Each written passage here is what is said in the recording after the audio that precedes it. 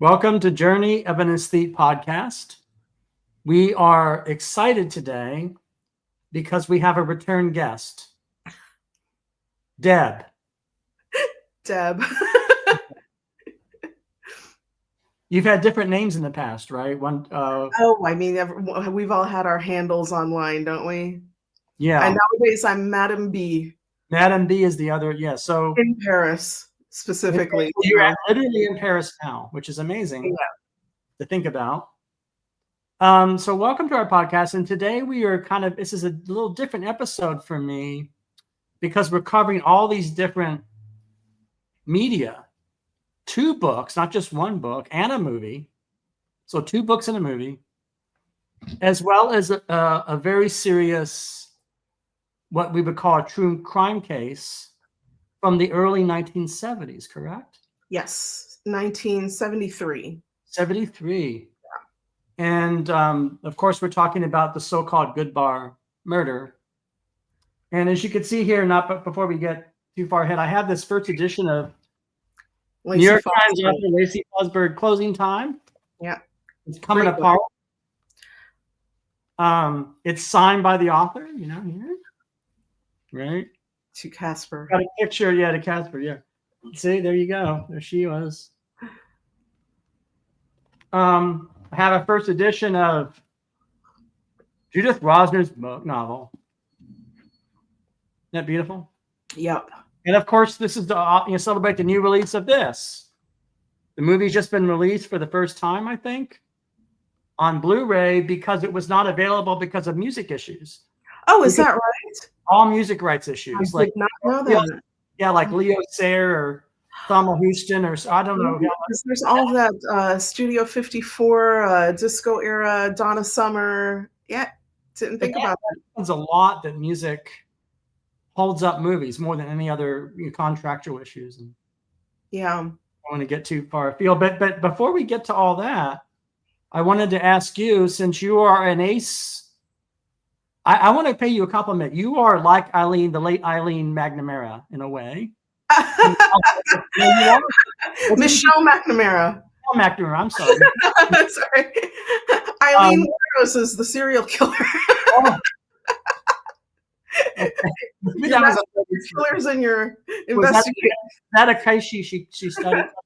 No, I don't know, but you're similar to her in your kind of obsession. Well, I would use a more neutral descriptive term. I mean, you're a independent researcher, I think. I am not really a true crime buff. I have to say I'm guilty of not being that. I'm sorry. But I'm not uninterested, and it's part of life, unfortunately, crime and society. But I wanted to start with you because I feel you understand something a little bit of the real Roseanne Quinn. Who was she, and what do you want to say about her? What do you? Okay, so Roseanne Quinn. We have to go back quite a ways. I think it's important to know a little bit about her background. So I'm just going to go in a linear fashion here. Sure.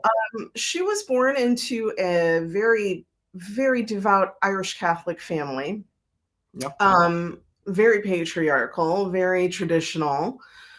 As a child, she had a number of very serious health problems. Specifically, I believe it was polio and scoliosis. She had a very bad curvature of the spine, which put her into a full body cast for quite a long time. I think it was maybe up to a year, during which she spent this year literally laid out on, a stretcher kind of in the kitchen dining area. Couldn't do anything for herself. This left permanent scarring and caused her to, have a permanent limp. And I would assume quite a lot of, chronic pain as she moved through into adulthood. For all intents and purposes, Roseanne Quinn was a disabled woman. However, she did not want to be defined as such, and especially against the backdrop of second wave feminism coming up in the late 60s and early 70s. And, people like Erica Young and Gloria Steinem. And I think that she would have revered those kinds of figures because she very much wanted to be she wanted bodily autonomy. She did not want to be defined by her, limitations, by her medical limitations or her physical limitations. And, I think it's for this reason that she became drawn to becoming an educator, and specifically, she worked with deaf children. And she was very passionate in her work. At the time, I believe she was working in, New Jersey Mhm. and living for a while, I think she lived in New Jersey, and then at some point she did move to Manhattan. Okay. Um, and she lived on 72nd Street Oh, wow. near Broadway. Yeah. So if you understand New York City at this period of time in Yeah. history, early 70s, this was quite a dodgy area. Um, Mhm. Nowadays it's extremely gentrified. You're not going to feel scared walking around there. Obviously, I think the Dakota is also on 72nd Street. That's Mhm. over Central Park West. And that's where, John and Yoko lived, that Yeah. beautiful building from Rosemary's Baby. Oh, Um, yeah. so there came a point where she really had to kind of, divorce herself a little bit from her family. And it wasn't easy, but she very much wanted her independence. She wanted to explore her bodily autonomy.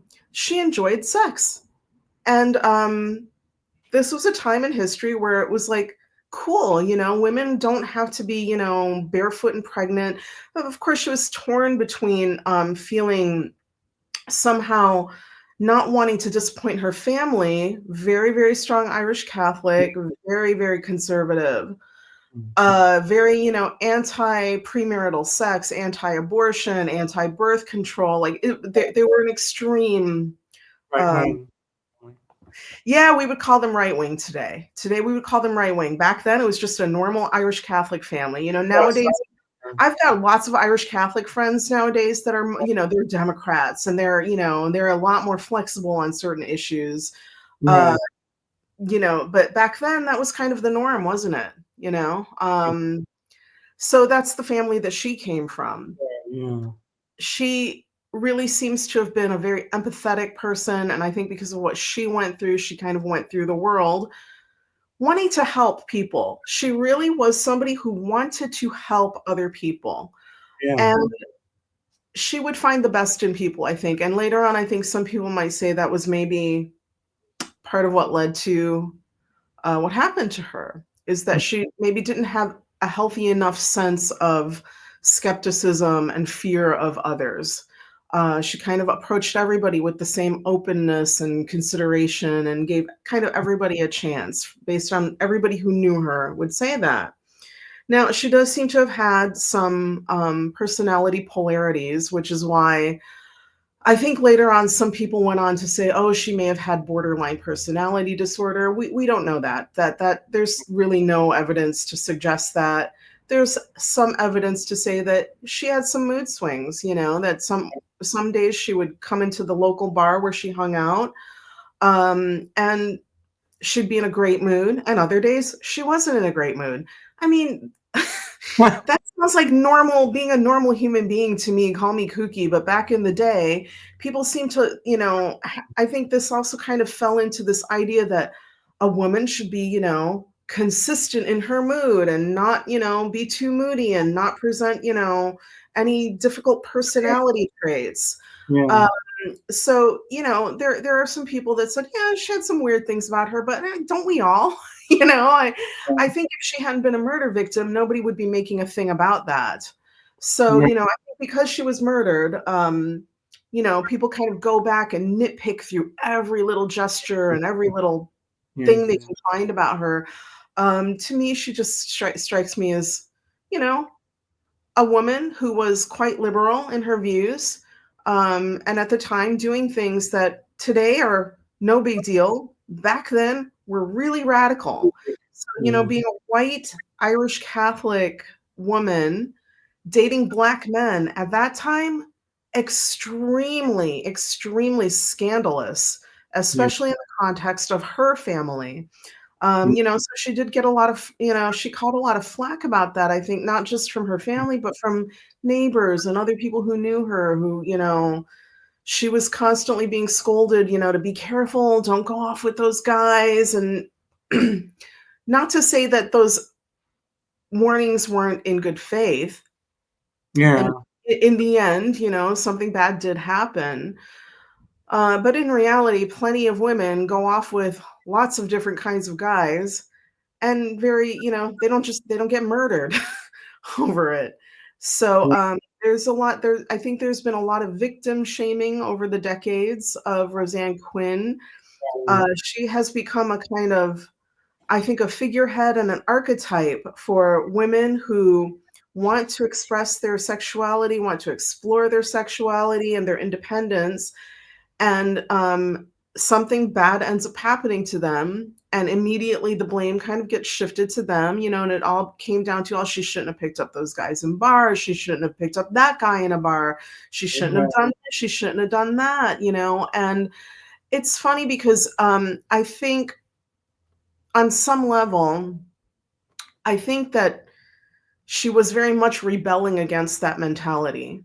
Sure. Yeah. I I think that if anything I could say about her, that maybe she was being a bit bratty. Maybe she felt a bit, too big for her britches at times, because she did not like that narrative and those dictates from society and from a patriarchal family system. So I think that, part of it was like, I am gonna go pick up the, like, dodgiest guys I can find. And I think that there may be some part of her that enjoyed the slight element of danger, but, I don't think anything she did deserved what ended up happening to her. Yeah. God. So that's her background. Now I'm gonna fast forward a little bit just so we get to the killing, because Yeah. ultimately, that's the premise. Um, One night in 1973, I think it was just the cusp of 73, it Mm. was New Year's Eve, Right. or maybe New Year's Day. I think no, it was New Year's Day. I believe it was New Year's Day. So, get into the mindset of how we all feel on New Year's Day. Huh. New Year's Day, everybody kind of there's this kind of collective spirit of, first of all, I think there's a kind of calm because the partying is over and we're all exhausted or hungover or whatever. But now it's like, okay, now the new year is starting. And Mm. a lot of people have a sense of like optimism and, new chances, new opportunities. So she goes into her local bar. And this is a bar that, she went into very, very often. Everybody kind of knew her there. The bartender knew her. They had been friends for like 7 or 8 years. He knew her quite well. Wow. He considered her a very good friend. And on this particular night, as usual, the bar was mostly locals. There were a handful of people in there who were not known to anyone. She catches eyes with a nice looking man. They start chatting. And very little is known from this point on about what the conversation was, what happened, how they ended up in her apartment together. But at some point, it's clear that they were flirting, they were attracted to one another, Yeah. uh, and she lived, not too far. They left the bar together. And then a couple of days later, after she misses 2 days of work, she's found brutally, brutally murdered in her studio apartment. Shall we talk about the crime scene a little bit? Because in order to get into the psychology of the killer, which Uh-huh. I think her psychology has been kind of mined to death almost. Mhm. Not much is talked about with regards to the actual killer and his background and the constellation of people he was hanging out with. So I'm gonna just talk about the crime scene a little bit just to Right. set the stage. Important. Yeah. She lived in a very, very tiny apartment, basically one room. And when they found her body, she was sprawled out on her back with legs open. A bust had been put over her head, and this was a hollowed out bust of some Mm. sort. put over her head. She had been stabbed 18 times. A couple of those stab wounds had hit the jugular vein, which sprayed blood all over the room. It was an extremely bloody scene that traumatized even the most seasoned detectives that entered that room. Wow. She had had an object inserted into her you-know-where. Some accounts say it was a broomstick, some say it was a large red candle. That's still unclear to this day, to me and to anybody who's written about this case, I think. She had also been strangled, and she'd been bitten, so she had bite marks all around her breasts and her torso area. It was an extremely this crime scene was replete with hatred of women. And so whoever did this was really coming from a place of very, very deep misogyny. So, there were no leads. The killer left no fingerprints. He had wiped everything down. And apparently there was some evidence that he had also taken a shower before he left. Wow. Also taken money from her. There had been some money laying around. He took a few things. It was really a brutal, brutal, brutal scene. And it did not get reported for a couple of days because this is back in the days of newsprint. I see, yeah. So, I think the cops wanted to kind of hold back details to see what would come up before they're afraid of reporting it, that the killer will then leave, or go into hiding. Eventually, the Daily News and the New York Times ran stories with a composite sketch. Wow. And this composite sketch ended up leading to the capture of a man named John Wayne Wilson. Okay. From Illinois. From It's my quite state. So, quite a, any questions? well, let's talk about the name John Wayne Wilson. No. So, any questions? You've said, well, I want to thank you for that. That was very, Deb, that was very exactly how it should be approached. Any discussion of this case or her. So I want to thank you for approaching that the way you did. So is there anything, when you say questions, what questions about, in Fosburgh's book, there's a lot on the killer.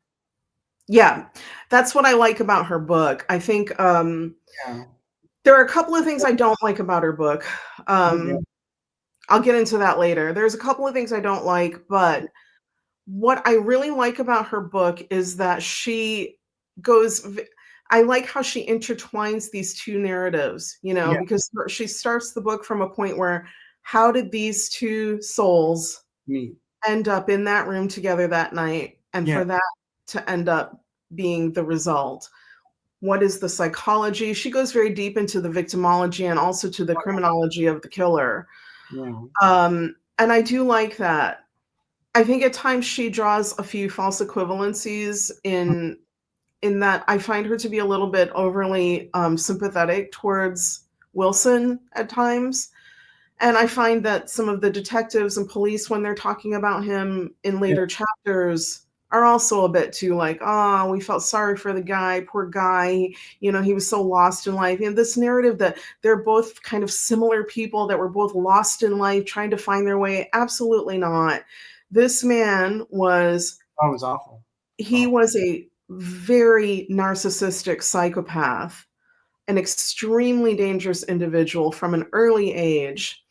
And there are no excuses to be made for him whatsoever. So we can talk about him if you want. Let's hold that. Well, I want to add to that because I agree with all those points, and I was always very disappointed. You have a call coming in, right? Very disappointed with. I'm going to just with the fact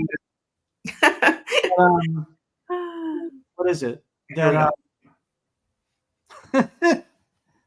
well, The I'm modern era. disappointed that Fosburgh went into so much detail about him. There I'm was, not I mean, I'm so not disappointed by that. let me clear what I mean. I Okay. think there's too much sympathy for him throughout the text. I Yeah. do. I agree. I'm agreeing with you. Yeah, And yeah, it yeah. always irritated me about her book. And how much of that do you think is just the times that they didn't know as much now about the pathologies of certain kind of male predators, that they were ignorant of newer developments in psychology, of, like you said, narcissism, these terms. Yeah. People were not as known about that then, right? Is that true? I agree with you, Mitch. I think that that's part of it. And I also think, sadly, though, I think that even for somebody like Lacey Fosburgh, who, was a New York Times journalist, I think it just really speaks to how ingrained that kind of patriarchal bent is in all of us, women alike, that even women were just so trained to be nurturing and empathetic. And, we're taught that we have to extend that to everybody. And I can see in Closing Time where Fosburgh kinds of extends that a little too much Oh, yeah. to the killer. I agree that the book is fascinating, and I appreciate that she did such a deep dive on him and got what she could. Right. But, it's just my only issue was her approach that, somehow she almost makes a bit too much poetry out of the fact that, these two people and they're both struggling. I'm like, no, these were not the same struggles. Well, yeah, that's so there's many problems. So I could go, so there's a bad poetry in it. There's a sentimental poetry in her language. That's a good way of putting it. A specific kind of sentimental poetry that comes out of a false equivalence between two very different people. I agree 100%. One of the people I believe has in him, for lack of a better word, evil. I agree. The other person is actually more of a humanitarian, actually, just a woman who wants to help deaf children, and she's very. So this is an interesting. This is a case of an author not getting that right, sort of, for whatever reasons, the cultural baggage and the internalization. And again, we can take into account the time at which she wrote the book, 76, 77. So yeah, I think you're right. Some of it is the times where people just didn't have an understanding. Even a journalist wouldn't have had an understanding of psychopathologies like we have now. And that combined with just being a woman of that era and feeling that, you have to extend all of these accommodations. You know what it makes me think of, Mitch? I don't know if you remember ever seeing this. When Ted Bundy was being sentenced. Yes. That judge going, Ted Bundy. You're such a bright young man, and I would have loved to seen you go a different way, pal. Best of luck to you. God be with you. All of this fawning over this monster. It was really upsetting to watch that. And I remember watching that in real time and thinking, what the hell is this? Like, why are we fawning over this serial murderer who bludgeoned a 12-year-old? I mean, I think it's a lot of the same mentality. So you agree with me there's a similarity to this case and the yeah, I think just the sentiment towards, Wilson and, oh, poor guy, he was so lost in life. Well, okay, I think that's probably true, but that's not the main takeaway of who this person is. Serious. I mean, we're talking about the most serious crime. It probably arguably the worst thing a human can do to another human being.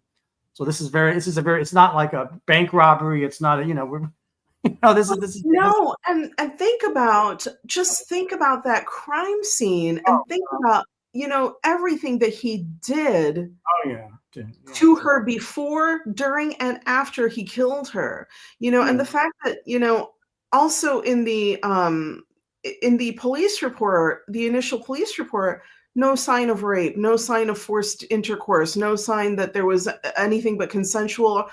Are you kidding me? She definitely had seminal fluid inside of her, and it was from him, no doubt about that. But I think something people don't understand about rape and murder is that when those two things exist in the same case, the murder usually happens first. The rape comes second. Right. Because what most likely happened here is indeed a case where this guy felt he couldn't perform. He felt impotent. He felt emasculated. Now, she wouldn't have been the first person to make him feel emasculated for whatever reason, imagined or real. Yeah. But whatever pent up, rage he had towards women and probably towards society as a whole, because he was a classic antisocial. Yeah, he's Antisocial. classically antisocial. He Hates people. he let everything come out on her that night. That's right.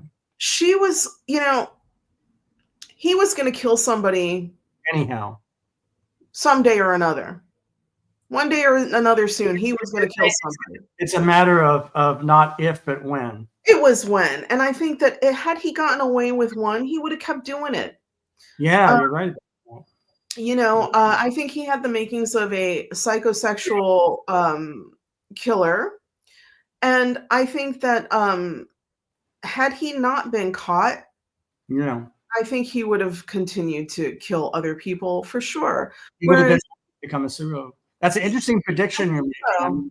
I think you're right about that. I think you're right about that. I had never thought of it before in that way.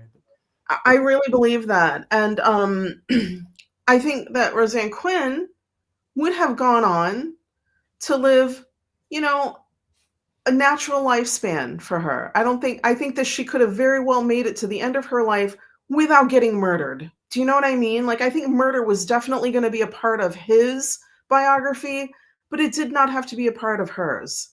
Right. And so, and again, so I reject the kind of false equivalency drawn at times. Now, other than that, I think Closing Time is an excellent true crime book. I think it's really one of the best. When you say that to those that aren't familiar, what makes her such a good reporter and writer? What are the gifts, or what are the things that you so think I think effectively what makes this such a great true crime book is that she doesn't just get into the crime scene and the investigation, because truth told, there wasn't much to the investigation. Yeah. There were no clues. The only clue that they got really lucky. These police got very, very lucky, because they managed to put together this composite sketch of somebody remembered at the bar that night. Now, that sketch happened to be of Gary Guest, not of Johnny Wilson. Wow. It happened to be of Gary Guest. And when Guest saw his face in the paper, he knew he was in trouble. And he turned in Wilson ultimately. And there's a whole, you've read the book, so there's a whole bunch of stuff around that too. So we can get in more into the, I do think it's important to get into the psychology of the killer, because we have to kind of understand these archetypes in order to understand how to avoid them and how to deal with them if we encounter them. Well, do you mind talking first about some of these archetypes as the term you're using? Yeah. And then after that, we could talk about the fictional, how it becomes a works of art and novel. If you want, I'm not when's a good time to go into because this film is a true film.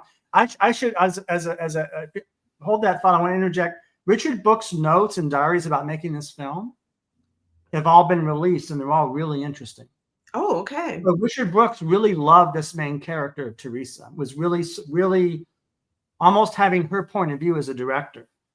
And you can see in his notes, and he's actually has a very, for a male, 60-year-old male director, an unusual level of feminism in his analysis, actually, of the case and the notes that have been uncovered. So that's on the commentary track in this film, for what it's worth. I didn't want to go off on a tangent about that. Oh yeah, no, I'm gonna buy that. I didn't realize it had been released, so I'll definitely be buying a copy for myself. Yeah. So I'm sorry. Go ahead. So you were going to talk about the psychology of this kind of. So I think we understand archetypes, right? Well, we're all archetypes, basically. I'm a very strong believer in archetypes. I don't think that anybody is particularly individual or interesting. I think we all can fit into some archetype or another. I know that people don't like that view, but that's just really kind of my belief. Um, so in terms of criminal archetypes, there's nothing special about Johnny Wilson. Nothing special or interesting about this guy. He had a rural upbringing. And people could say, and I think that in her book that she probably tried to kind of suggest that he felt confined and he couldn't stand just being kind of trapped in this rural home and this boring life, with a mother who was dominant and a father who was passive, dominant mother, passive father. I mean, we know all of these, Yeah. all of these tropes, right? So, I mean, who cares? Everybody has a background, childhood. Everybody has something from childhood or from, their formative years that they didn't like, that didn't, sit well with them. Sure. There was something deeply, deeply wrong with this person Oh yeah. from the get-go. And his antisocial tendencies started to come out at a young, young age. He quickly got into, stealing and lying, and it all starts with little things. Mhm. I think that once puberty hit him, once that testosterone kicks in with boys like that, and then also like once he started to become taller and very good looking. Like he was actually a very good looking guy, very, very good looking. In some other universe, he could have been a movie star, this guy. That's similar to the Ted Bundy. That fits that's right. That's what people often remarked about. Yeah, yeah, exactly. I don't think Ted Bundy was good looking myself, but I can look Well, at a many picture. do. I'm sorry. Yeah, a lot of women thought he was attractive, but actually Johnny Wilson really was that kind of rugged, like, milk-fed, growing boy, muscular, tall, blue Yeah. eyes, very, very good-looking person. And I think that once somebody has already got antisocial traits, Right. and they also have looks and charm and charisma, you have a very, very dangerous individual in the making. There's actually nobody more dangerous. Yeah, exactly, exactly, because, Sometimes they get to run countries and corporations too. There's that. absolutely. Other problem. It's really true, They don't always lack power or lack, yeah, it's so true, Mitch, and I think that that's what happened here. I think let me put it this way, I think had Johnny been ugly, I think that, this story wouldn't have happened, Interesting. I think that he'd have probably just ended up staying on the farm and doing petty crimes around there, Right. but now, also in terms of his personality, he was that kind of person that was very chaotic, very unfocused, very unable to complete tasks, very scattered and hyperactive at times and other times completely depressed. He may have had some kind of like bipolar disorder, and again, lots of people do. Lots of people do, and they still don't like brutally murder people in their studio apartments. So Johnny Wilson had a lifetime. He was only 23 or something when he killed Roseanne Quinn. Yeah. But even before that, he had already had a full lifetime of crime and scheming and grifting, and he was an extremely manipulative, exploitative, opportunistic, and cruel person. So that leads me to there's another person that I think without this person in the story, Roseanne Quinn stays alive. And that Okay. other person is Gary Guest. His His buddy. So yeah, and in the beginning, Gary Guest got kind of the name got tossed around as a friend. Okay. So they were not friends. Gary Guest was his mark. He started out as a mark, Hmm. and it was very successful. Hmm. So you need to understand Guest's psychology as well. This was a man who was, he was quite a bit older. I think he was in his late 30s. Wilson was in his early 20s when they met. And I think that Guest was, at the time, well, I mean, not just at the time, but, in the early 70s, being gay and out, even in New York City, was like, it still was not a very, very common thing. If you're a gay man, you're going to like, yeah, you're going to underground bars, you're going, you know where you can go, but You can't. You can't. yeah, you're still not really out in the workplace or to your family or, and I think that that's another big tragedy of this is these, anybody who's being forced to kind of live a closeted life due to their sexual orientation, it made him a mark for somebody like Johnny Wilson. Today, that same guy, he'd probably, find a nice boyfriend. But back in those days, he became the mark of hustler, basically. So Wilson was a hustler. He was willing to do kind of anything for money. And he found that because of his looks and his body, sex was the thing that he could sell the easiest.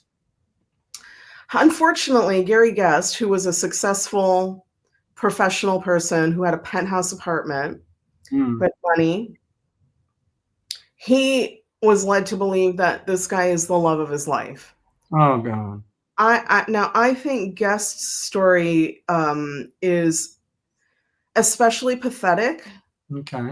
I don't have any sympathy for him because I think he was Johnny Wilson's primary enabler and benefactor. And had he not been, Johnny Wilson would have had to go back to the farm.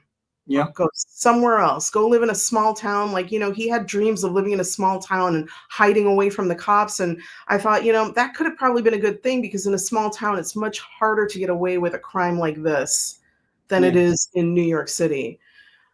So, in Gary Guest's mind, he and Johnny Wilson latched eyes and had a moment and it was love and blah, blah. Of course, Wilson, had sex with him. And I do think that Wilson, I think Wilson would say, oh, I just did it for money. I think he enjoyed it. I think that he very much probably was a covert, either bisexual or homosexual. I think it's very possible that he leaned more towards being homosexual, Right. which is why that would also explain kind of some of the misogyny there where he felt like I can't perform with women. Again, this kind of makes me all sad because if gay men were just allowed to just be gay men and just be open about it, a lot of this stuff just wouldn't happen, and some of this has to do with like having to like repress who you really are and hide what you really are and who you really are. So I think that Wilson really recognized in Guest a real opportunity, a penthouse apartment, money to. And the problem is that Guest had a very, very kind of pathetic, pushover, doormat personality. I don't know much about his background. I don't know that anyone does, but I don't know how he became that way. But he wanted to be in Johnny Wilson's life at any cost, at any humiliation. And he rationalized all of his own decisions just to stay there somehow in this guy's life, no matter what Wilson did to him, including robbing him, disappearing, all of his stuff, and then he'd disappear and then call him on the phone and go, hey, I'm sorry I haven't been in touch. Oh, I need some money. Do you think you could send me some money? And then he'd send him the money or, send him packages or whatever he asked him for. And I really think that I'm guessing that Guest is no longer alive either. I'm guessing he struggled with guilt for the rest of his life because I know that at some point there was a suicide attempt. So he did feel guilty at the very least, but if he hadn't been there kind of holding Johnny's hand at every turn, I think that Johnny would have gone back to the farm. Bumblefuck, pardon my French. And that wouldn't happen. But this guy, this Johnny Wilson, was somebody who wreaked havoc and chaos everywhere he went into the Right. life of everybody. You know, he didn't care about anybody but himself. Everybody was there to serve him. And because he was charming and good looking, he got away with it. Yeah. I mean, it's important to remember that, you know, just because something is a single act, or just because we have one crime, that it, you know, from a real life true crime perspective or investigative perspective, that's not always as it appears. There's always a backstory, and usually the Yeah. single crime is covering other crimes this person has done that didn't get reported, that are covered over, or that led to the main thing that the public knows about. Right? There's a kind of a, so this is one of those examples of it's where it's a portrait of a very dangerous individual who has Yeah. done other things and to other people, probably in the past, and probably since they were a teenager.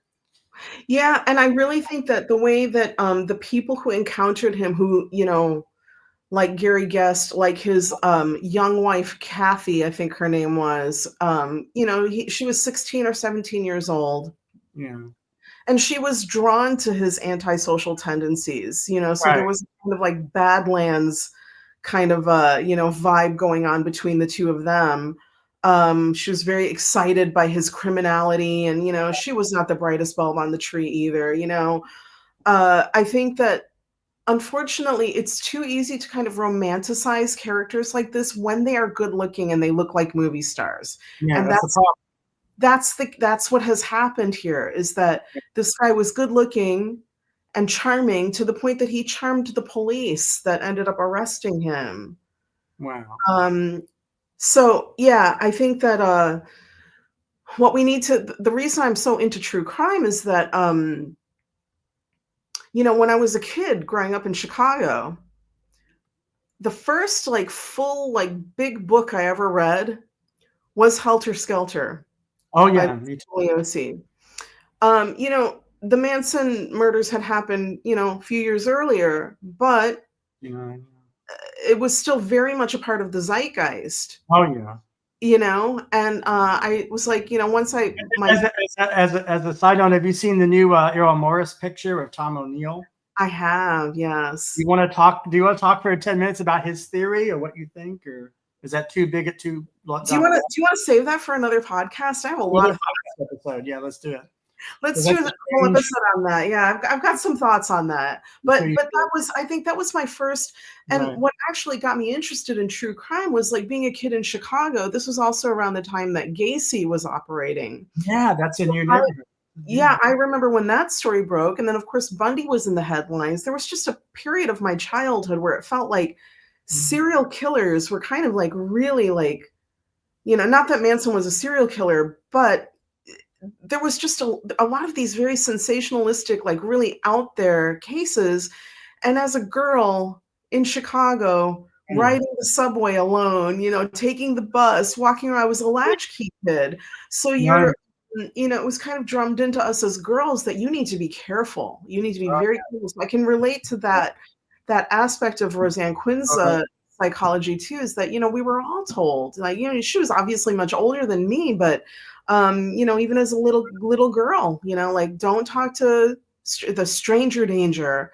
Um, so I think that was like the first, you know, my first jump into true crime, and it's just been a passion since then. And I remember as a kid, people thought I was really weird. They're like, "Oh my god, she reads about murders. Like, why are you reading about murders and killers? And oh, she's so weird." And like, as it turns out, everybody's into that stuff. It's just that nobody wanted to admit it. But as you can see on Netflix and Prime and Right. everywhere else, everybody loves true crime. Everybody's into true crime. I'm not Yeah. an unusual thing. Well, I don't know if I mean, of course, you know, what I would say respond to that assertion is that, you know, many decades go by. You know, you have the 50s, the 40s, 50s, 60s, 70s, 80s, 90s, 2000s. We're now in the 2020s, right? Yeah. And so what I would say is that in some of those eras, people are interested in that. Other eras, they are not as much. And I think it probably waxes Yeah. and wanes, I'm sure. So right now, of course, it's people are very interested. maybe you were ahead of your time. Maybe in the 80s, people were not as interested then. Oh yeah, no, I was not just ahead of my time, but I was also like that weird kid. I was kind of that weird kid, that was into kind of dark and spooky stuff. Right. But it does, there was some, even as a child, I did and myself have some encounters with very, very close calls where I think I could have been killed. Should I get into one of those stories quickly? Only if you want to. Sounds like Okay. you want to, so let's go. There was one night, a girlfriend of mine, we were 14, 15 years old maybe, and we were taking the L train. Wow. We had snuck out of the house, both of us, parents asleep. We were not supposed to be like going downtown and, trying to get into clubs and things with our fake IDs. How We old did. were you? Oh yeah, 14, 15, somewhere around there.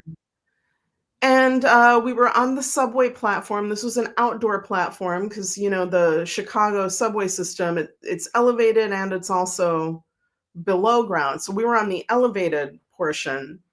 There was nobody else until we see this one guy.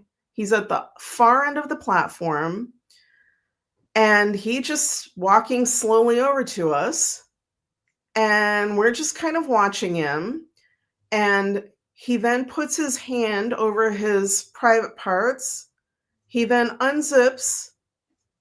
He pulls out his you-know-what, and he starts to stroke it. And then with his other hand, he pulls a knife out of his pocket, and he starts moving faster and faster towards us. And we didn't scream. We didn't, we were just like, oh my God, what is he doing? And then we both just said, oh my God, run. And we just ran back up out of the station and onto the street. And the thing is, we didn't report it.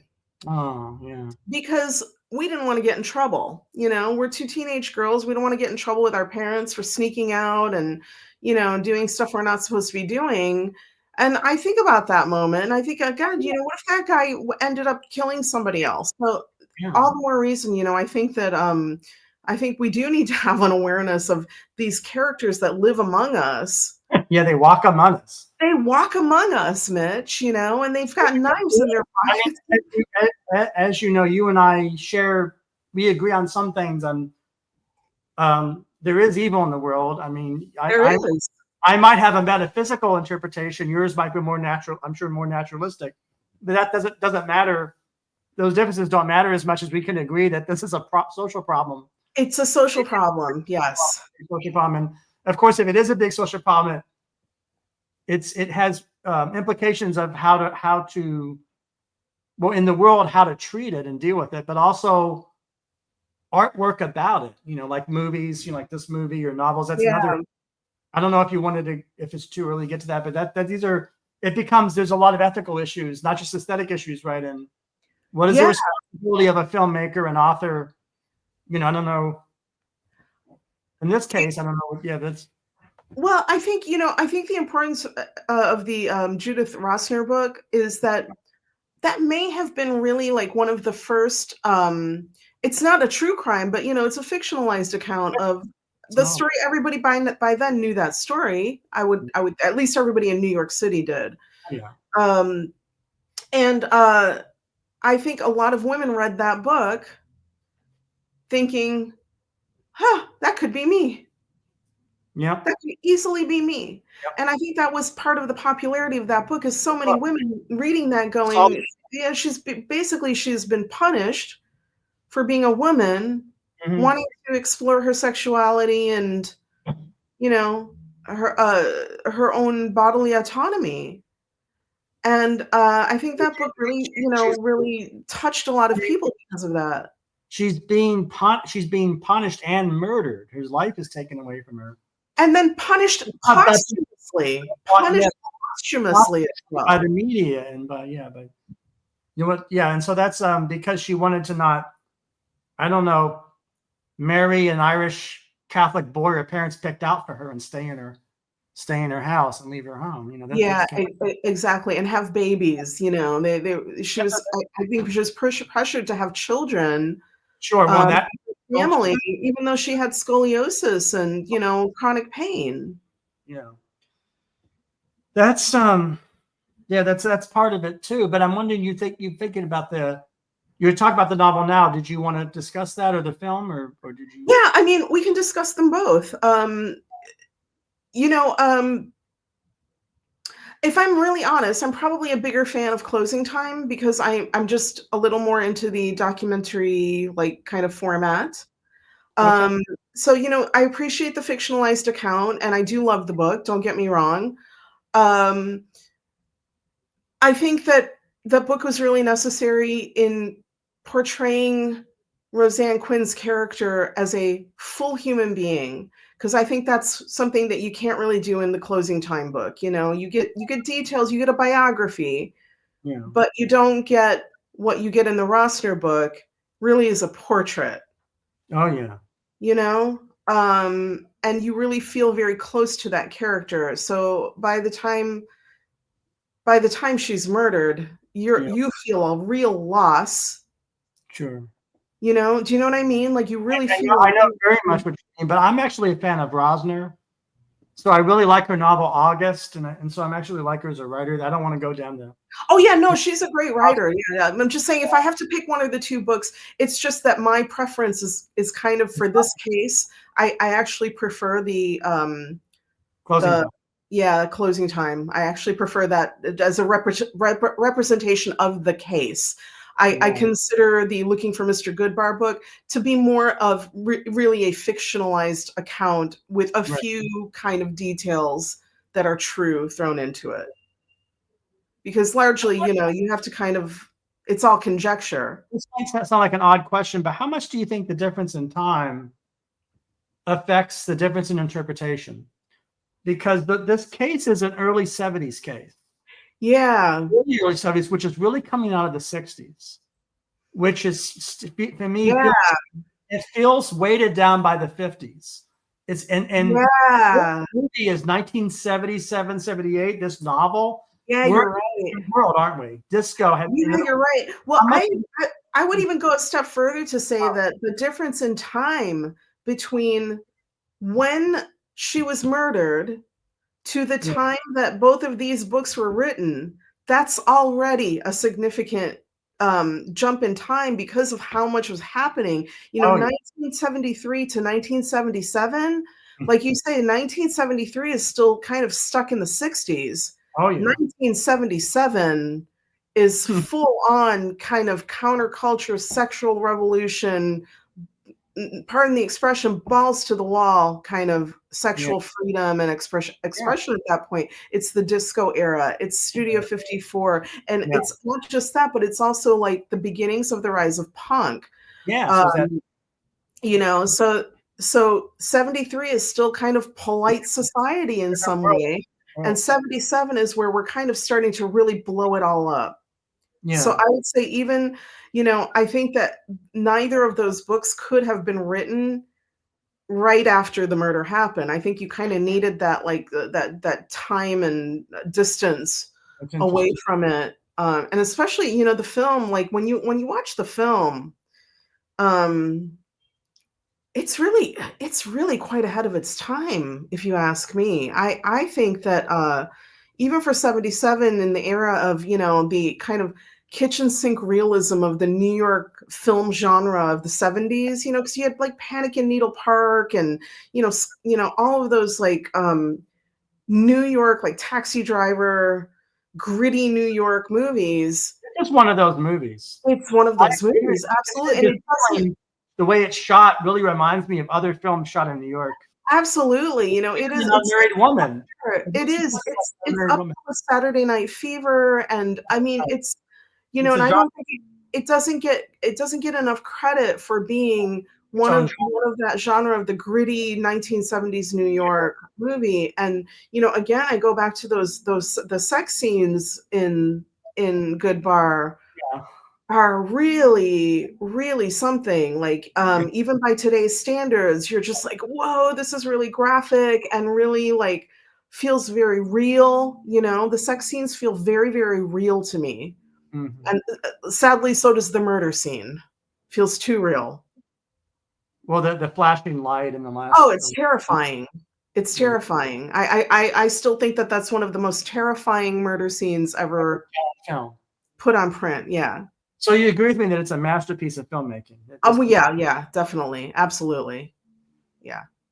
Do you think it got lost over time because it was upstaged by many other big movies like Zodiac, or Zodiac's a great film too? That's another under. I don't think. I think it's. I think it doesn't have the status of a Taxi Driver or a Panic in the Park, because it's a story about a woman who, you know, well, if she hadn't done it, I think that there's a lot of victim shaming attached to this case.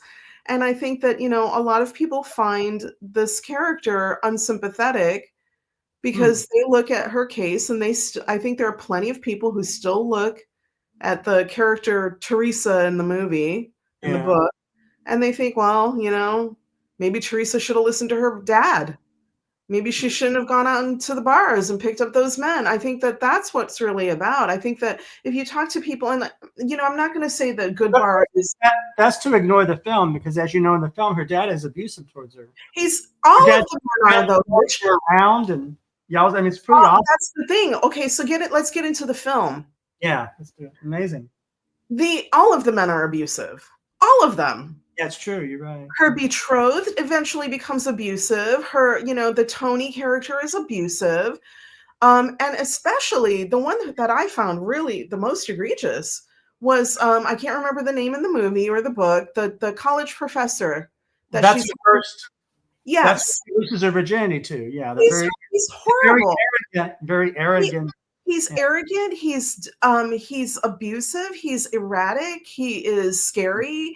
He, there are many times, and I think that one of the things that maybe confuses people when they watch this movie, it definitely confused me the first time I saw the movie. I was much younger when I first saw this movie. I don't think I quite got it.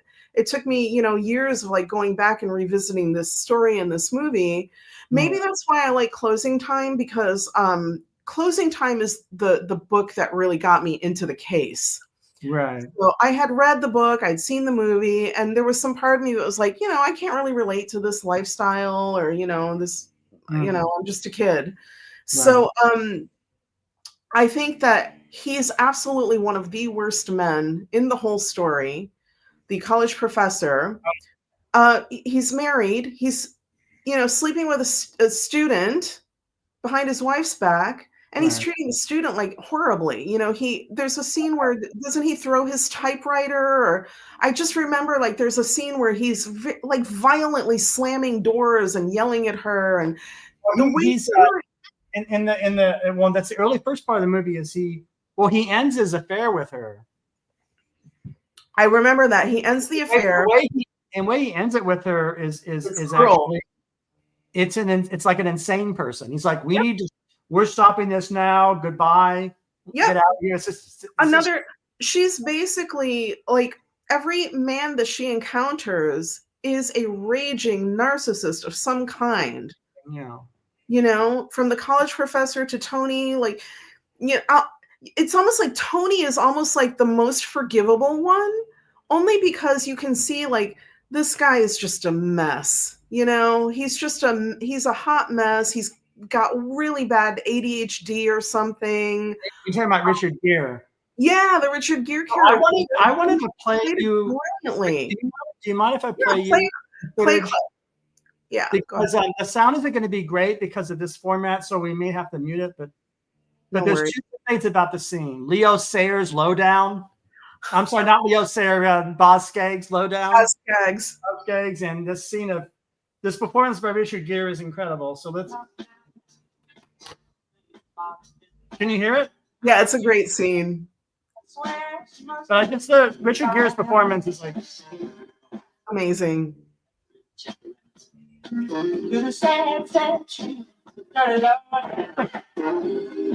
He's stuck into her apartment. How'd you get in here, huh? What'd you do? Pick the lock? I knew it. A burglar. Just get from my.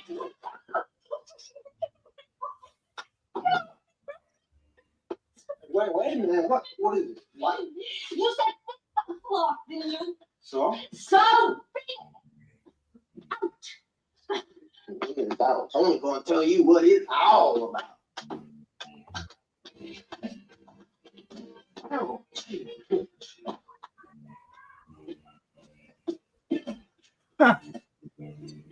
No. Hey, what's your name? Teriyaki. Did y'all get the party for me? But did you get the 7-5 finger licking act? Johnny, we got one. Joe Costa, Elton John, Beatles, Taylor Frampton, Rod Stewart. Black is green, green is red, red is flash. Whoa, So I just wanted to play a little of Gere's unhinged performance. Yeah.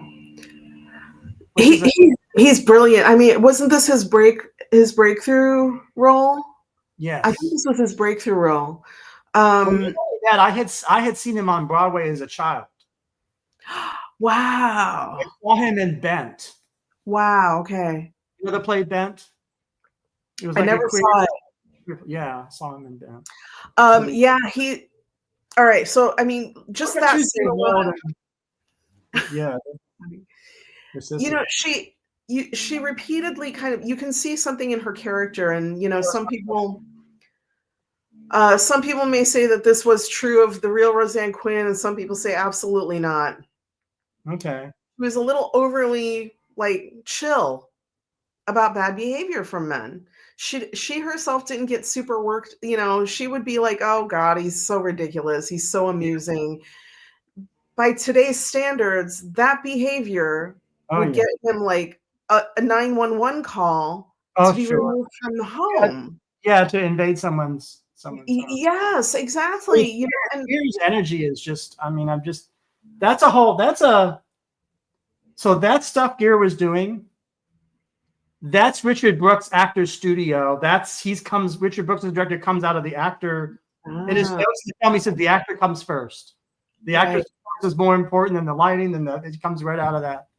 I remember this. There's a scene in the movie where he's doing like push-ups with like. Oh yeah, that's in his underwear.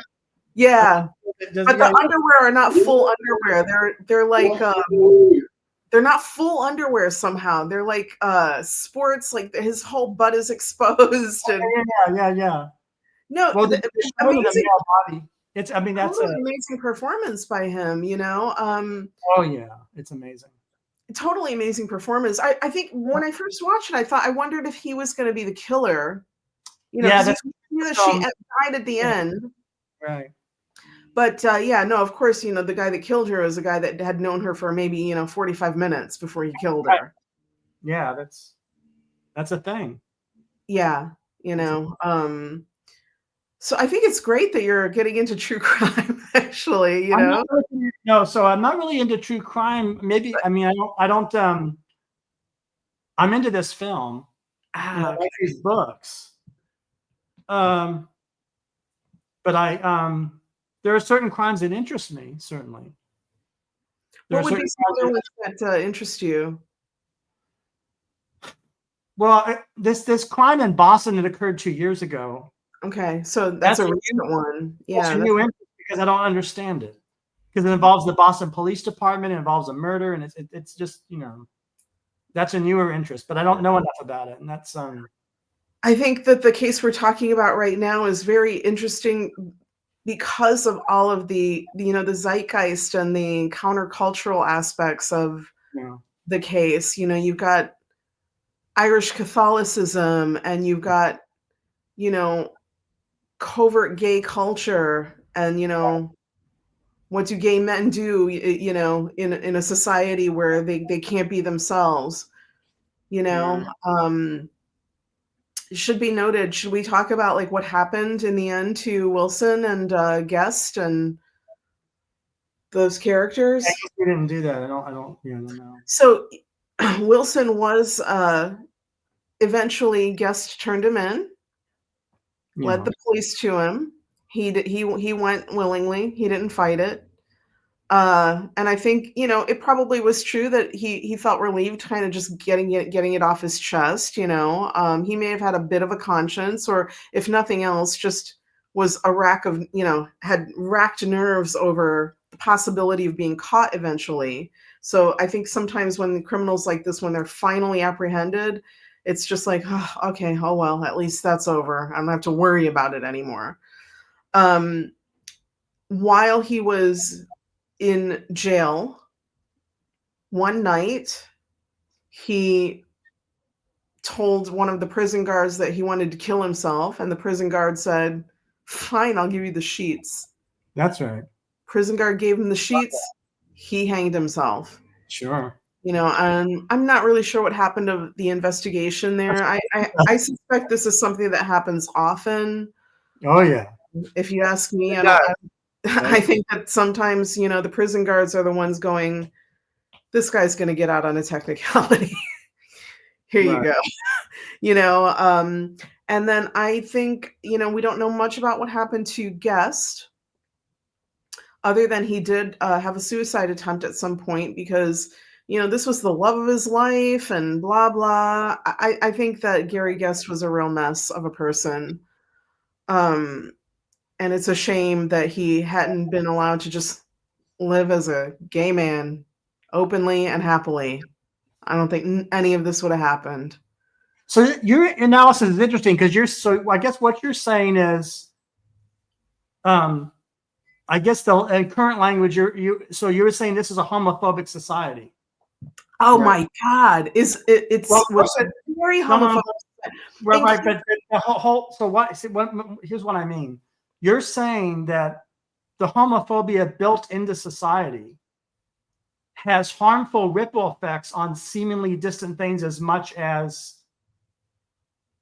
Yeah, I mean, you have this. Yeah, this is a perfect storm of a homophobic society, a traditional Christian conservative society, of rising second wave feminism, of a rise of an attempt to start to have some gay rights. Yes. Do you know what I mean? Oh, yeah. And then you have thrown into that, you've got other things, other kind of little things, like, for example, I do think, I'll lend a little bit of credence to the idea that Wilson, had he maybe lived in a more supportive environment, not stuck on the farm or wherever it was, Yeah. and had some intervention to what he clearly had some kind of neurodivergent, things that, because often what happens, like, I don't like to get too clinical here, but yeah. Well, I should say to the audience, you're a psychologist. I mean, you studied psychology. I wouldn't say I'm a psychologist, no, but my formal education's in psychology, yeah. And the thing is, we know now that a lot of people are getting diagnoses. Like I have a late life diagnosis of ADHD myself. Okay. And when you get that diagnosis, a lot of things from your past make a lot more sense.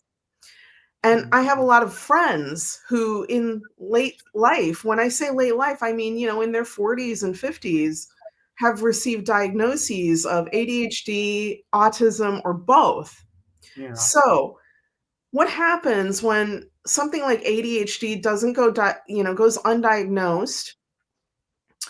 It can lead to a lot of failure and a lot of inability to complete tasks, inability to focus, blah, blah, blah. I think I was one of the lucky ones in the sense that I was always able to hyper focus in my studies because I was genuinely interested in learning and, the acquisition of knowledge. Let me ask you this question. So as you know, I was diagnosed with Asperger's syndrome, was the term then. Mm-hmm. But I feel like I'm kind of an outlier in not having ADHD. So I don't have that dual, so I don't have it. So I think there's actually it's under theorized and understudied the difference between autistic people that don't have ADHD. Yeah. Oh, yeah. There's a difference. Yeah. That's a difference that nobody thinks about. That's very interesting. I don't know that those two necessarily always go together. I've got a number of autistic friends. Yeah. Who some of them have ADHD on top of it, some of them do not. So that is definitely a thing. But back in the day, whatever you had, Yeah. You weren't going to get an autism diagnosis unless you were nonverbal. Right. And if you were a woman with ADHD, females just did not get diagnosed with that.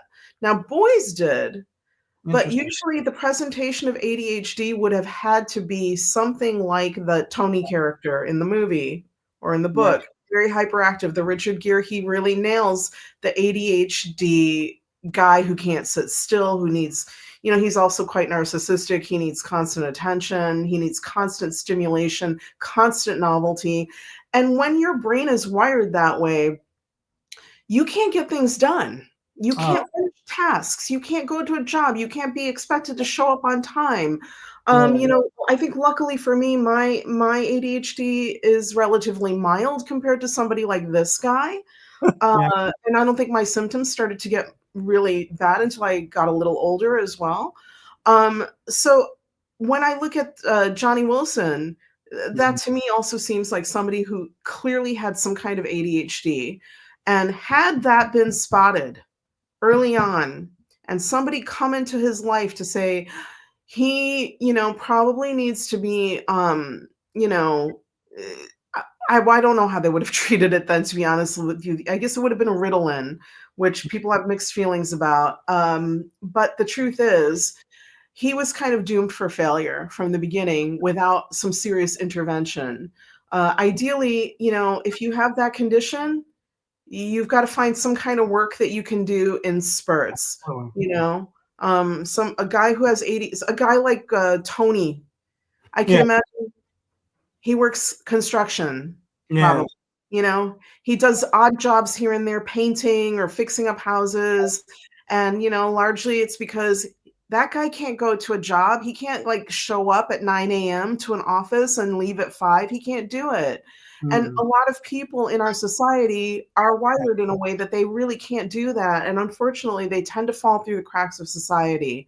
I don't want to go off too much on a tangent here, but that is something that figures into this story, because I think that when we hear about John Wilson's, all of his life struggles, they all seem to relate back to he just can't complete a task. At the end of the day, it's just like he can't focus on anything. He dreams constantly. He's got lots of flights of fancy because he's constantly dreaming about, oh, I'm going to do this, I'm going to do that. But in the end, he can't actually do anything. So he grifts and he hustles.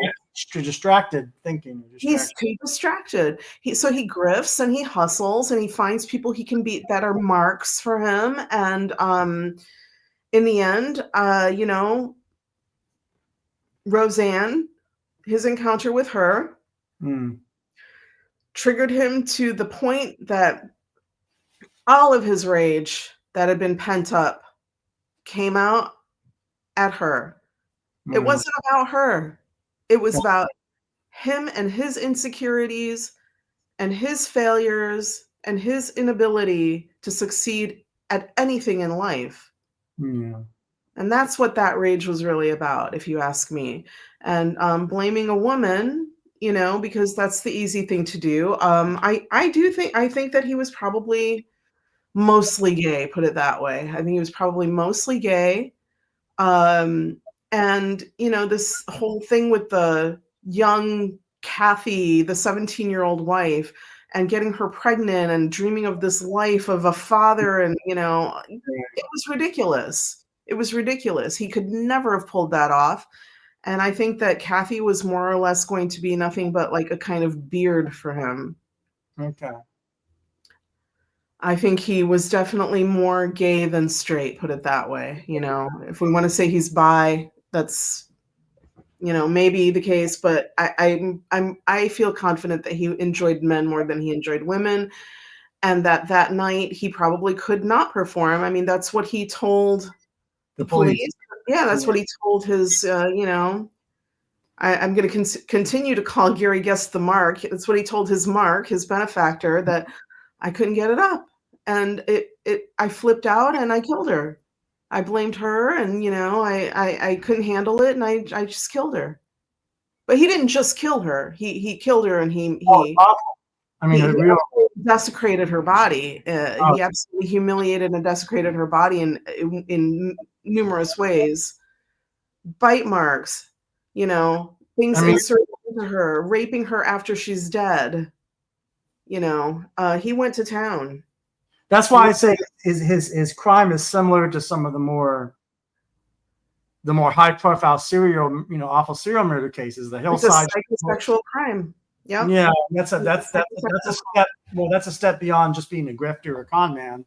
Oh yeah, that's. I mean, so grifter and con man. Not all of them become killers, but you know, right. when you find some kind of a killer like that, you can be sure there's other like criminal behavior in their past. Yeah. Doesn't happen in a vacuum. I think in Wilson's case, there are other people he raped, girls he raped. I think in the past. I think. Oh yeah, for sure.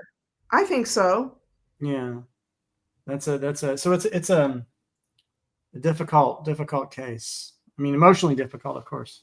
It is, yeah, but it's an important one to study, and I'm glad that it's been released on Blu-ray. Yeah. That's great. You know, I actually have not watched the movie in many years because it was hard to find. Cool. Yeah, it never occurred to me that that's the reason that, of course. Do you have any thoughts about music rights and how they hold up films? I mean, it's so complicated. So there's one, I mean, it gets so complicated. So the movie Love at First Bite. Oh, yes. Yeah. So music rights are so exacting that Alicia Bridges, I Love the Nightlife, was the song written for that scene with Susan St. James and George Hamilton.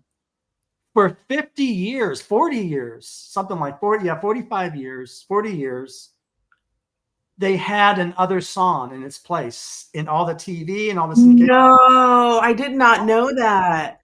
I guess it's the tenacity of the Alicia Bridges estate, perhaps, and just money, but just because of that one song, you know, the other alternate song. One song can hold up the whole. Well, it holds up. It doesn't hold up the film, but the film never played the original. Right. No, but that one song can make such a change, because without that song, it's not really the same scene. That's Do you know what people. I mean? Yeah, I love. It's not Alicia, but I love the disco around, and they had to. They actually that song. Right. I don't know. You know, copyrights is a whole different. That's a whole big can of worms. Living in France, there's a lot of stuff that I just can't access here because of, you know, geo-blocking and. Oh, interesting. I say use VPNs, but they don't work. You know, they work on some things, but not others. But that's not a fail-proof solution whatsoever. So there's definitely a lot of stuff that I miss, like having easy access to. People will say, "Hey, have you seen this show or this movie or this series?" Like, I gotta wait for it to come out on some kind of a French streaming platform. There's a channel or a platform called Shudder that's all horror. You would love that. I would love that, and I can't get it here. Can't get it here. So if anybody from Shudder's watching this, please make this available. Make it available in France, so Deb. I would love that. Yeah, because what do you think about this photograph of Tuesday Weld that they did for the film? She's like a professional model, her character. Oh, that is curious. You know, I'd never noticed that. Obviously, I wonder what is behind that, because what's behind the character in the film that did modeling. That's the thing about a movie using all the elements of the character, and so that's your sister. That's really cool, actually. That's a photograph of her sister, so it's Diane Keaton's sister. Oh, that's so cool. No, I didn't know that. That's pretty cool. I love little Easter eggs like that in films. Yeah. I love Easter eggs. Yeah, so, Tuesday Weld, yeah. You know, Richard Gere, like, just to see the still of him there, you know, you think about his career trajectory. Wow, you know. What a great actor. Amazing. He's one of our best. You know, that he could go from this to then play, like, think about the different characters this guy has played and the range he has. And I can't imagine Looking for Mr. Goodbar without Richard Gere as Tony. No. I couldn't imagine anybody else playing that role. Yeah. You know? That's true. That's Deb, it's been so great having you on this show, you know, and it's been really, you brought a real comprehension and comprehensiveness and intelligence to this subject. Really a difficult subject. I can't think of anybody better really to discuss this with. So I'm very happy. I'm your true crime girl if you ever need one. Did you want to talk? So we are going to meet again. Sure. You want to give a sneak preview to the audience of a crime that's important to you, or do you feel that would be your? It could be Jill Dando, but I don't know if I wasn't prepared to answer that question. Let me think well, about it. I withdraw the question. No. I mean, I feel like I'd like to try to come up with an answer on the spot. If I had to come up with a crime right now, let me think about this for 1 second. Okay, I think I would like for you to watch. Okay, it's the name of the victim is Sophie Toscan Duplantier. Okay. There's a documentary that came out a few years ago. I would love if you would watch that and we talked about that sometime. I think you'd find that a fascinating story. Mm-hmm. I don't want to give anything away about it. Is there a decent book about it, or is there There's a Netflix mini docuseries. Okay. There's a docuseries about it. Did you like it? Oh, yes, I did very much. And this one haunts me. Oh, well, then I'll watch it. Definitely. Yeah, this one haunts me. There's literally hundreds of cases I could bring up, but for some reason, this one really haunts me. So if you can get your hands on that miniseries, I'd love to talk about that one. Well, that'll be our next Deb episode then. So, okay. Where did this take place? Does this take place in Europe, or what is this case? Yes. Oh, okay. Yes, but the documentary is in English. Okay. It takes place in Ireland. It's an Irish case. Irish case, French victim. French victim. Wow. Thank you, Deb, and thanks for your generosity of spirit. And we will put this out into the world. And also thanks to Roseanne Quinn. Thank you to Roseanne Quinn. Thank you to Judith Rossner. Thank you to Lacey Fosburgh, and thanks to the cops that finally got that guy. Yeah, they deserve a local. Yeah, thank God they got him because he wasn't going to stop. Yep. Thank you. Thank you, Mitch. Yeah. Have a great day.